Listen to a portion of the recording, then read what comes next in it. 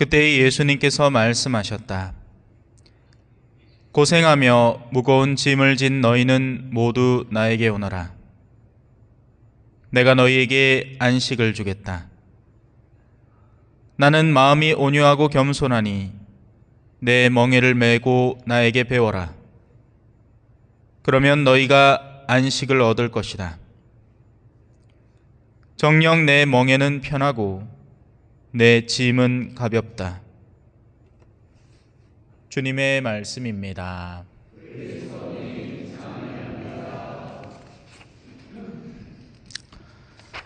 찬미 예수님, 오늘 복음은 좀 아이러니합니다. 고생하며 무거운 짐을 진 너희는 오너라, 쉬게 해주겠다 해놓고는 내 멍에는 평안하다, 내 짐은 가볍다, 내 멍에를 메고 나에게 배우라 합니다. 그래서 통상적인 사고를 가진 사람에게는 이 말은 이해가 안 됩니다. 둘 다 무거운 거 아닌가? 신앙 안에서는 이 방향성이 사실은 뚜렷합니다. 하나는 하느님께 나아가는 방향이고요, 다른 하나는 하느님에게서 멀어지는 방향입니다. 성당을 열심히 나오면 하느님께 나아가고 있을까요? 그럴 수도 있고 아닐 수도 있습니다. 성당을 열심히 나와서 하느님에게 더 영혼을 열고 내 안에 사로잡혀 있는 짐들을 내려놓으면 놓을수록 우리는 하느님께 가까이 나아가겠지요. 하지만 일선본당들을 이렇게 둘러보면 그렇지 않은 데가 훨씬 더 많습니다. 오히려 성당에서 더 속 시끄럽게 만들고 자신의 탐욕스러움과 이기심을 추구하고, 그러면서 더욱더 자신의 열성과 더불어 하느님에게서 멀어지는 사람도 존재를 하는 겁니다. 그래서 이 두 방향성을 올바로 식별해내고 어떤 것이 하느님께로 들어높이는 방향이고 어떤 것이 하느님에게서 멀어지게 만드는 방향인가를 올바로 살피지 않으면 우리는 하느님께 나아간다는 핑계하에 성당을 열심히 나오고 신앙생활을 한다고 하면서 정작 오히려 하느님에게서 멀어지는 방향을 선택을 하는 겁니다. 자, 오늘 복음의 초반부에 등장하는 이 고생하며 무거운 짐을 진 너희, 예수님께서는 이걸 어떤 의미로 우리에게 말씀하고 계실까요? 당연히 사람에게 들러붙어서 그를 아래로 끌어내리는 모든 종류의 욕구들을 의미합니다.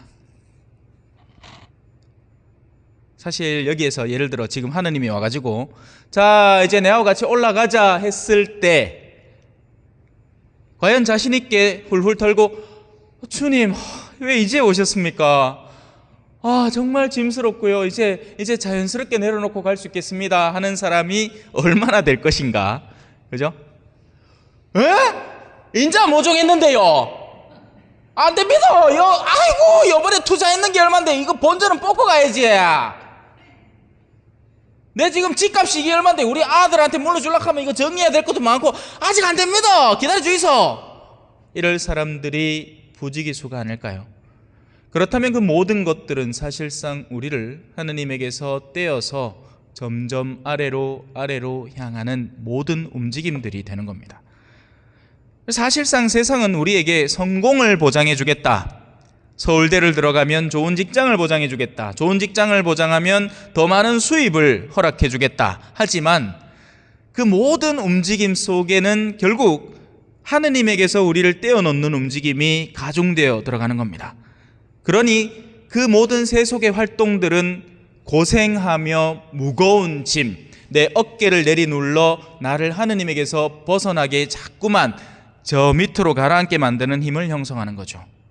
그래서 그런 이들이 진정으로 예수 그리스도 앞에 나와서 나의 허심탄회한 속내를 솔직하게 드러내면 오늘 화답송에 나오는 것처럼 내 모든 잘못을 용서하시고 내 모든 아픔을 없애시는 분, 내 목숨을 구렁에서 구해내시고 자애와 자비의 관을 씌우시는 분 앞에서 자유롭게 되고 쉼을 얻게 되는 겁니다.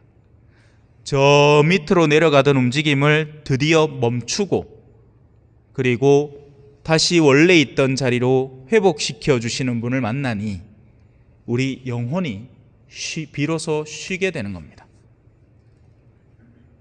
여기까지 이해되셨죠? 예, 그렇다 칩시다. 자, 그리고 자 이제 두 번째입니다.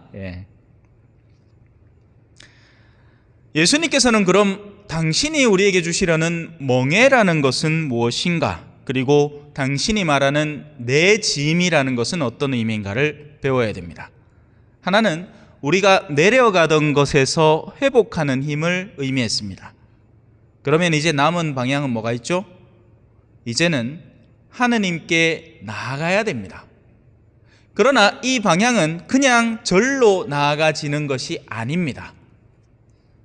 우리는 올바른 목적을 알아야 되고 그 목적에 소요되는 방식들을 배워야 하며 그 방식들이 실제적인 삶에서 어떻게 구체적으로 활용되고 실현될 수 있는지를 한 단계씩 한 단계씩 배워 올라가야 하는 겁니다. 모종의 훈련이 필요한 거죠. 대학에 집어넣는다고 무조건 공부가 됩니까? 아닙니다.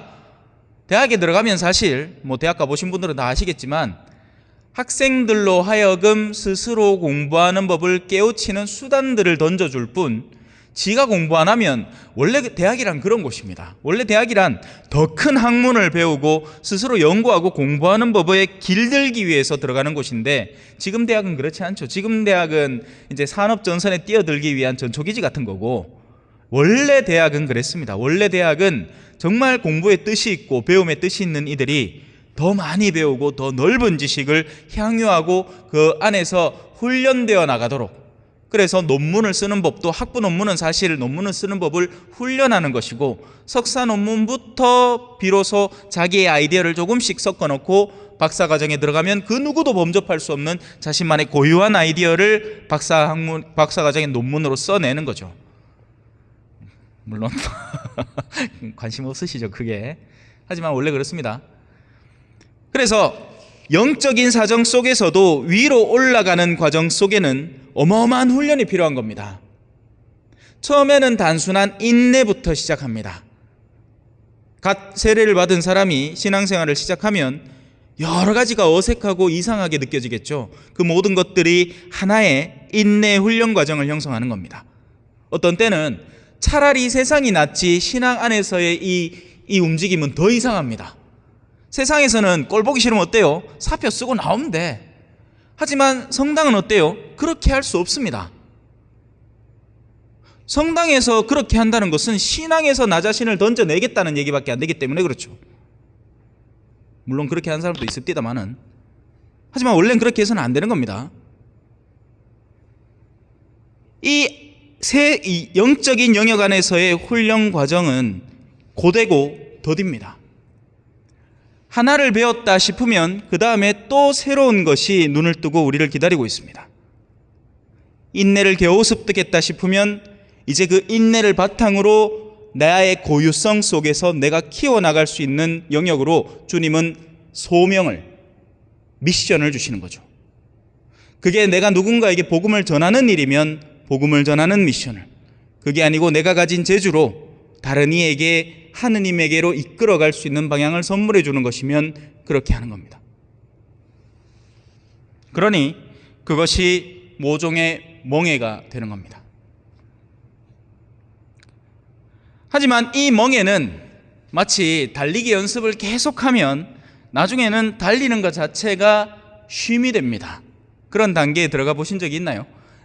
지금 저는 이제 체중이 너무 늘어가지고 나서는 것부터 짐이지만 한때 포항에서 한창 열심히 하루에 막 10km씩 달릴 때는 어느 순간 되면 러너스 하이라는 게 있거든요. 사람이 막 숨을 막 가쁘게 한참을 쉬다 보면 이제 산소가 지나치게 과잉으로 공급이 되면서 정신이 오히려 더 맑아지고 명료해지고 기분이 좋아지는 시기가 있습니다. 처음에는 자리에서 일어나는 것부터 힘들지만 그 다음부터는 이제 내가 정말 전력 질주를 하지 않고 안정된 달리기를 하는 모든 순간이 쉼으로 다가오는 겁니다. 오히려 그렇게 안 하면 몸이 더 찌뿌둥하고 아픈 시기가 다가오는 거죠. 그만큼 나는 고도로 훈련된 사람이 되는 겁니다. 신앙 안에서도 마찬가지니 우리는 편안한 신앙생활, 심지어는 여러분이 앉은 자리조차 거의 바뀌지 않는 신앙생활을 우리는 향유합니다. 그것조차 불편해하는 겁니다. 하지만 그런 불편함을 못 견딜 정도면 내가 누군가에게 가서 신앙으로 그를 초대하는 일은 얼마나 더 불편한 일이겠습니까? 그래서 우리는 우리를 자꾸 깨어내야 하는 겁니다. 내가 갇혀있는 틀에서 내가 하려는, 내가 하고 싶어하는 영역에서 나를 자꾸만 건져내어야 하는 거죠. 하지만 그게 나 스스로의 뜻으로 될까요?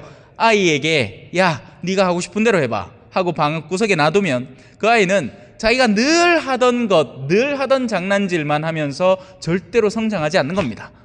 사람은 언제 클까요?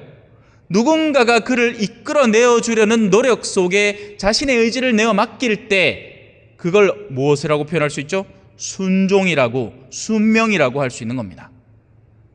우리가 성령의 능력에 순명할 때, 우리가 하느님에게 우리의 영혼을 내어 맡기고 그분의 뜻에 나의 뜻을 맡길 때 우리는 비로소 우리가 갇힌 틀에서 벗어날 수 있게 되고 성장해 나갈 수 있는 겁니다.